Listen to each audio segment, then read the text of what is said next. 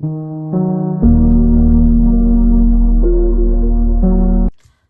guys, well wait, Witch 110 here. We're going to continue with the cabin story. We had left Abigail, Jace, and the gang at the restaurant when the front door opened and Trouble walked in. Jace, Abigail elbowed him. Guys, there they are. Jace looked towards the door. They're not supposed to be here. Abby was upset. Dan had stepped out. Scott and Sally went to the bar. They ordered drinks, then took a seat in a booth nearby. Stay cool, sister. Don't give a shit about them, Sonny said. It was difficult, but they both stayed cool. After their dessert, Scott made his move. Just wanted to congratulate you on your engagement. Thanks, Abigail said with frost in her voice. Now leave. She made no eye contact.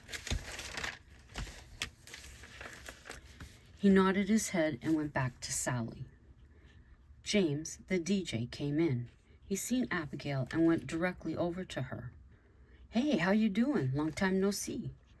Hey, James, I'm good. How are you? I'm doing amazing. On my own again. Betsy left 2 weeks ago. Guess there's no point in saying sorry? You bet. You tearing up the dance floor tonight? Make sure you leave a dance for me. James was very upbeat.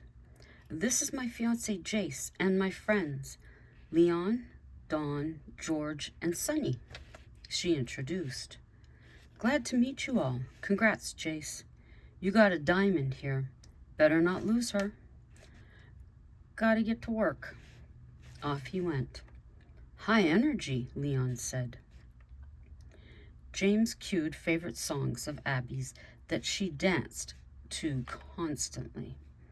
All right, people, let's get up on this dance floor. Abigail adoned us. Get your booty up here. She felt her face flush.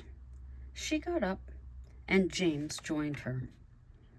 Jace sat and watched as his future wife got going on the dance floor. It felt good to be moving again, her hips swaying, pelvis undulating. Her face was alive. Damn, brother, she has some moves, George commented. I see that. I honestly didn't know. Jace enjoyed what he was watching. I'm going to join them, Dawn declared. No keeping them down, my man, Leon laughed. Jace didn't want the dancing to stop. He wanted to get up and join. Well, gentlemen, I'm going to do some grinding. Jace slapped his hands together, straight to his fiancée. Come here, baby, he said, taking hold of her. James jokingly spoke up. Hey, you two, get a room. Plan on it, Jace shouted in response.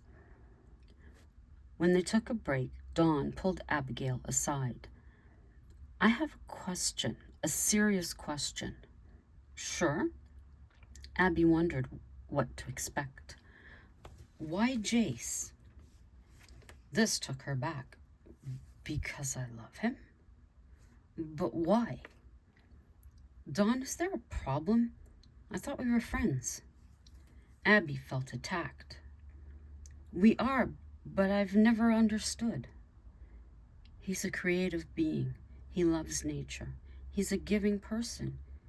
He has a beautiful voice, and he accepted me as I am. He made the first move. I was surprised. I would never hurt him. It's not in me to do that. What if Scott wants back in your life? It's not happening. Dawn, my heart is 100% with Jace. You don't worry about him leaving me for someone else? Someone young? Honestly, that had crossed my mind, Dawn said. I'm sure it's crossed yours too. Yes, she admitted. 100%. You don't need to worry. He's never taken this step before. Matter of fact, his jealous side showed up when the DJ spoke to you. So are we good? Does everyone trust me? Dawn put an arm around her. Yes. Everything good? Jace inquired. Yeah. Her response was a concern. Jace looked over to Dawn. Jace, it's nothing. Let's dance. Abby smiled, taking his hand. James played a slow song. People, give it up for our newly engaged Abigail and Jace. The place erupted in applause. Scott and Sally had been observing from their booth. Scott remembered dancing with Abby. He recalled the feeling very well. Sally was soaking in Jace's movements.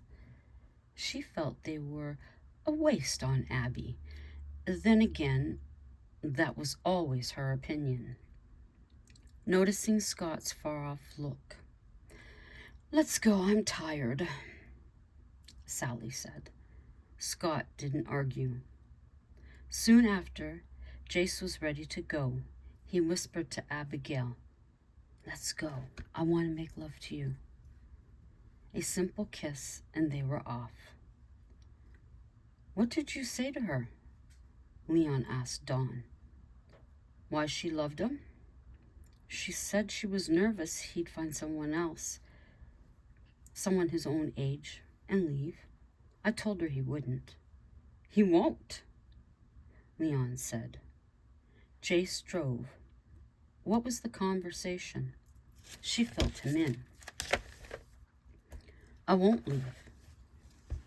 I would have never asked you to marry me. I know. She bowed her head. Damn, I love you. I don't care what anyone thinks. She repeated her stand on the subject. We need a date for the wedding, Jace reminded her. I know. What were you thinking? She asked. I was wondering about the mansion. January, February? I'm sure it'd look magical. He was right. The mansion was extra special. I'll look into it. Lucky I know the woman who makes the arrangements, Aunt Abby teased. Would it help if I slept with her? He joked. Wouldn't hurt, she said, and they did. Abigail checked the following day. February. If you want it this year, it's good. Next year, the months are both open. The gang goes home tomorrow.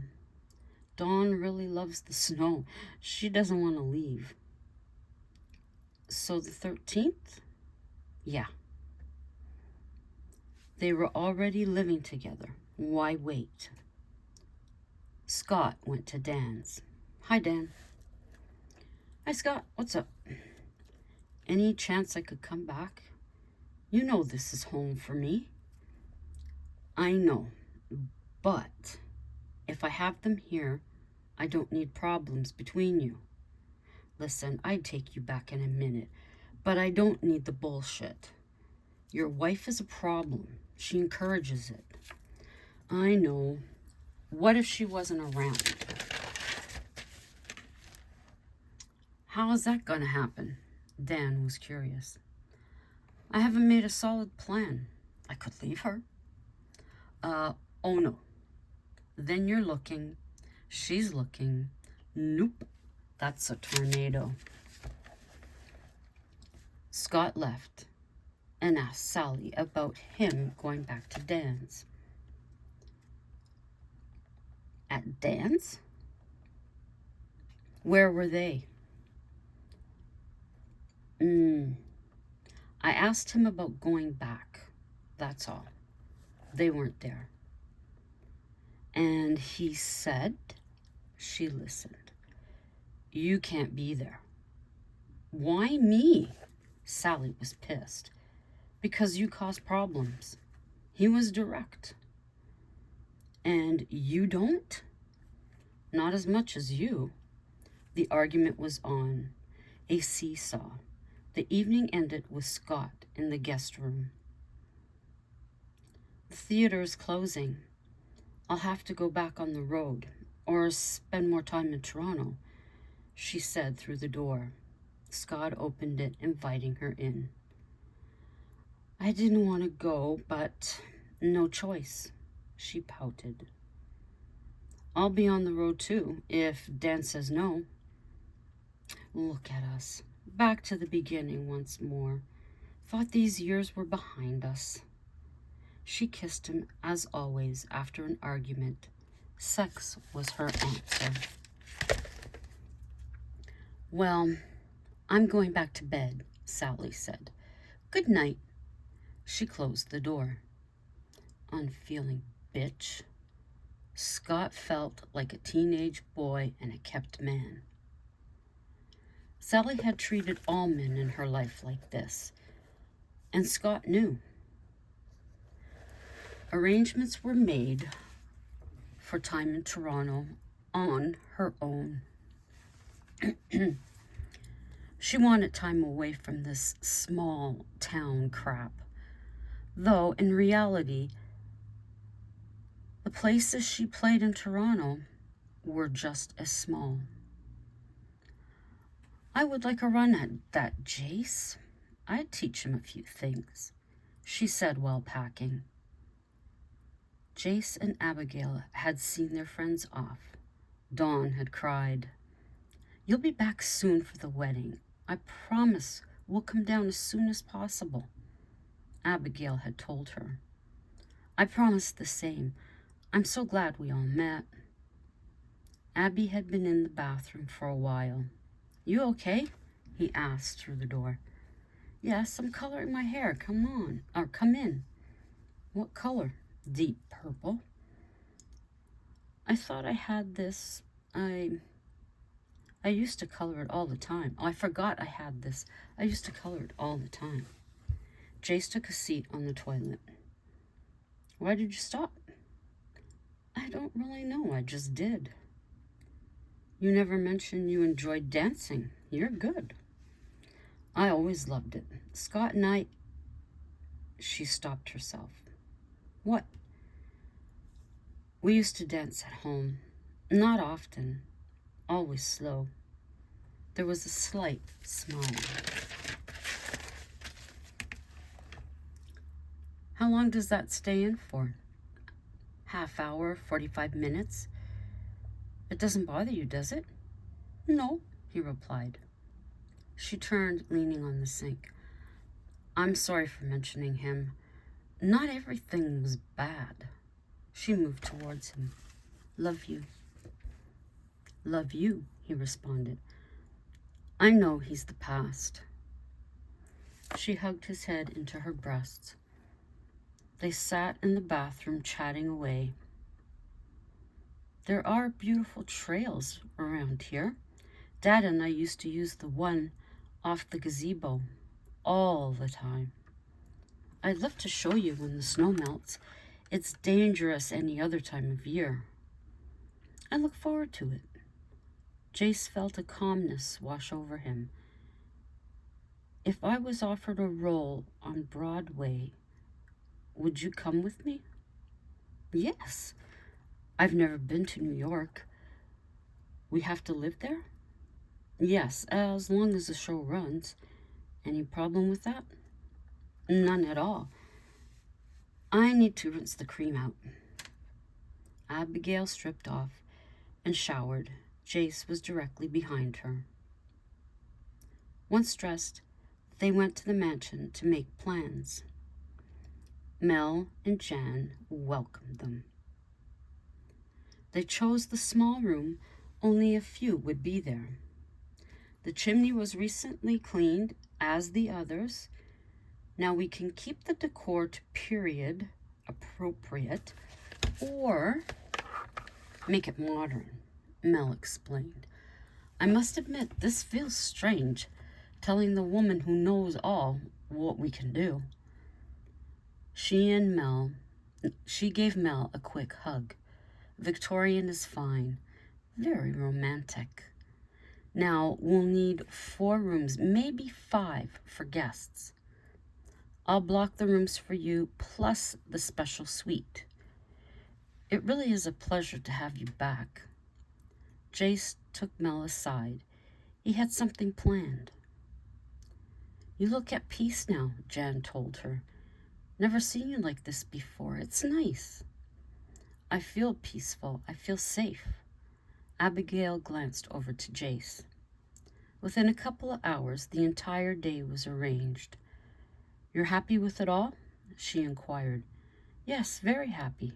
This is a beautiful place. Come, I'll show you my office. They went along a corridor and down a staircase. Right here. They went in. It's a long time since I've been here. She sat behind the desk. He sat across from her. So, Miss Adonidis, my fiancé is in love with this mansion. Your fiancé is a lucky woman. I'm a fortunate man. People must get sick of us, always being so loving. Jace got up and leaned across the desk. I don't care. He kissed her. I can see why Scott doesn't want to let go. It's been years since he had someone else interested in me. Scott was used to the back and forth relationship. After 3 years? It usually wasn't that long. A year was long enough, then he'd be back. Do you miss him? Honestly. And I'm going to leave you there. I don't have much more, maybe a little paragraph left. But I'll leave you right there, hanging. Yes, Tammy, you're going to have to come up here and have that chat with me. So, until the next time, ciao for now.